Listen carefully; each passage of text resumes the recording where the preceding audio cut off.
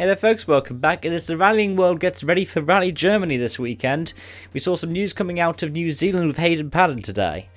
Series of announcements, the first one being an autobiography called Driven, which is going to be documenting his journey to the WRC and his time spent there so far. The second one, in development with Paddon Rally Sport Group and other partners, is the plan to make the first electric vehicle rally car to last a whole competitive event distance, and that seems spectacular.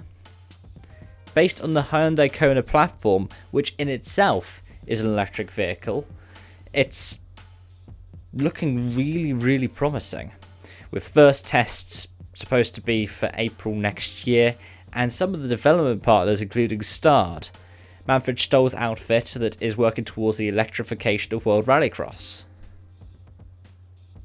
Now, I mentioned that the Kona is an electric vehicle. It's a good platform to start with as well, because of the fact that its road-going form is supposed to boast a range of around 450 kilometers. The average WRC event at the moment, road sections excluded, lasts around 300 to 350.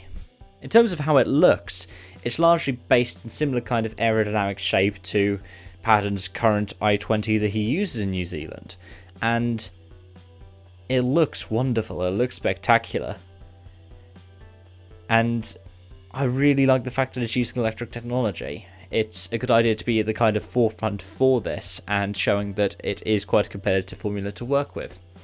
The next series of WRC rules, which are going to come in place in 2022, won't be for full electrification. They'll be for a hybrid system. However, we're looking at a step that's going to be a kind of 5-year formula. So this 2022 set of regulations is supposed to last 5 years to, say, a 2027 regulation, and those are supposed to last 5 years to, say, what, a 2032? So it could potentially be that in 2027 or in 2032, we go full electric with the WRC, which would be sort of getting close to where we're supposed to see these overlaps where petrol vehicles are going to be phased out, where you're not going to see as many on the road, and certainly not being built in a lot of countries. It's looking like a wonderful step, and I'm glad to see someone like Paddon at the helm of it, especially in the kind of rallying front. Like I said, Stard are working quite closely towards the Rallycross stuff, and with the launch of this new kind of electric Rallycross series to go alongside World RX starting next year, maybe we might see some more developments in World Rallycross in the coming couple of years. It's probably going to be some quite promising news for manufacturers as well. Citroën, for example, decided to commit to the WRC further after hearing the news of hybrid systems coming in, and it's one of the things that with World RX ends up being a deal breaker for the other PSA group Peugeot. The fact that there wasn't going to be such a big push for electric World RX.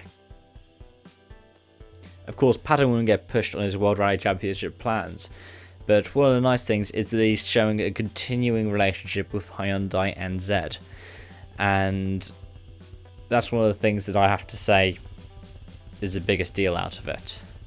Like, for me, I really want to see Paddon back in the WRC. I don't know a single person who doesn't. But I'd rather make sure that he's somebody who's going to have a successful career even outside of the WRC, rather than someone who's having to make all of these deals in every single place possible just to get one drive. He deserves a full-time drive. That I'm pretty sure that I don't know anyone who would disagree on that. So it's far more than having to cobble together all of this funding to get one round. And I hope that we see him on the stages before the end of the year. Hyundai are currently facing a bit of a selection headache towards the final couple of rounds. You can check out my previous video on that in the description below.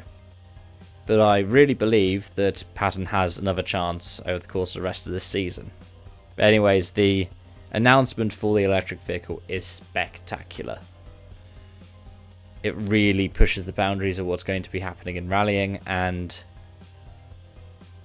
shows that Paddon has got a successful business and a successful team, even if he's not in the World Rally Championship. So thank you so much for watching, and I hope to see you again soon. Bye bye for now.